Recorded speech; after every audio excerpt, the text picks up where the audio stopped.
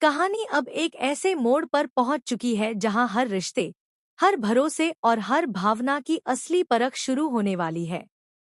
सत्व कंपनी का नया प्रोमो सामने आते ही पूरी कहानी अचानक से करवट लेती दिख रही है।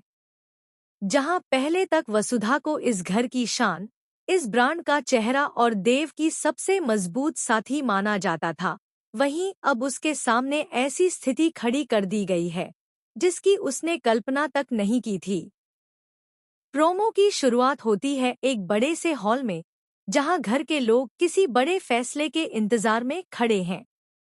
वसुधा अपने दिल में हल्की सी घबराहट और उम्मीद लिए सबके लिए तैयारियां कर रही होती है। उसे नहीं पता कि अगले ही पल उसकी जिंदगी का सबसे बड़ा झटका उसके सामने खड़ा होने वाला है। तभी वहां देव की एंट्री होती है।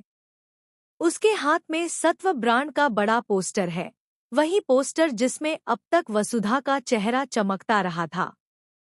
लेकिन आज देव के चेहरे पर पहले जैसा संतुलन नहीं, बल्कि गुस्सा, सख्ती और टूटे हुए फैसलों की एक सख्त परछाई दिखाई देती है। पूरा घर चुप हो जाता है।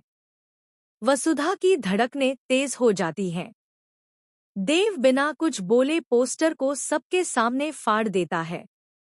कागज के टुकड़े हवा में बिखरते हैं, जैसे किसी के सपने, किसी की पहचान और किसी का अस्तित्व चूर-चूर हो रहा हो।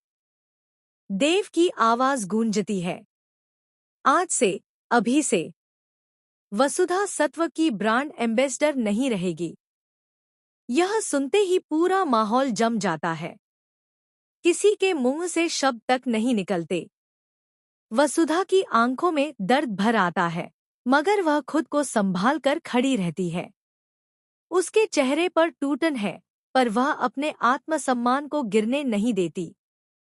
चंद्रिका के चेहरे पर हल्की सी मुस्कान उभरती है, जैसे वह इसी पल का इंतजार कर रही थी। उसके लिए यह पहला वार था, पहला कदम। और यह कदम सीधे वसुधा के दिल पर पड़ा था। देव आगे कहता है कि अब वसुधा कभी भी इस ब्रांड का चेहरा नहीं बनेगी। उसके शब्द सिर्फ फैसले नहीं, बल्कि एक कठोर घोषणा की तरह गिरते हैं। वसुधा सामने खड़ी सब कुछ सुनती है, पर कुछ नहीं कहती। उसे समझ आ जाता है कि यह सिर्फ कंपनी का निर्णय नहीं, बल्कि देव के दिल में पैदा किए गए शक, दूरी और टूटी हुई भावनाओं का नतीजा है। चंद्रिका मौके का फायदा उठाती है और वहीं पर यह ऐलान किया जाता है कि अब सत्व की नई ब्रांड एम्बेसडर कोई और नहीं, बल्कि नंदिनी होगी।